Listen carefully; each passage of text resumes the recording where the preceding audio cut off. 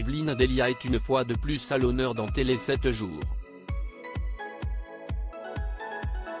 Dans son édition du 1er août 2022, le magazine lui a consacré sa une ainsi qu'une interview. L'occasion de retrouver la charmante blonde âgée de 74 ans toujours aussi souriante, avec sa légendaire coupe de cheveux courte.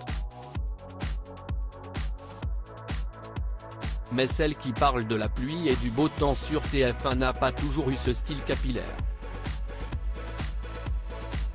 Au cours de son interview pour Télé 7 jours, Evelyne Delia s'est souvenue de ses débuts, en 1968. À l'époque, elle préparait une licence d'anglais à la fac de Censier, à Paris. Et pour gagner de l'argent supplémentaire, elle faisait également du mannequinat.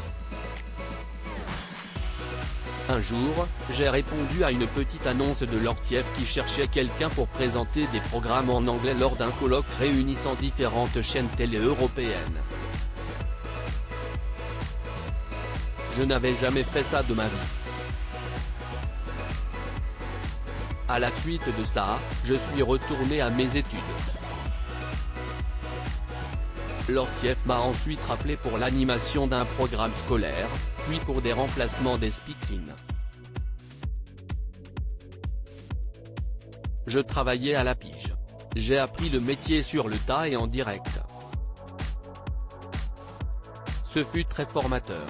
En 1971, Pierre Sabag, patron de l'Ortief, m'a proposé un contrat. Mon CDI a eu 50 ans l'année dernière, s'est remémoré la Miss Météo qui a souffert d'un cancer par le passé. Bien qu'elle ait reçu des propositions d'autres chaînes, Evelyne Delia est toujours restée fidèle à la première chaîne.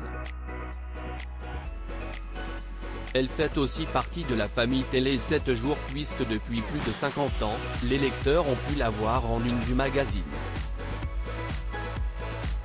Je suis très ému à chaque fois que vous m'invitez en une de votre magazine. Ma première couverture était en 1968. J'avais les cheveux longs. Quelques années plus tard, il y en a eu une autre sur laquelle je portais une coiffe Paco Rabanne. Que de souvenirs, a-t-elle déclaré.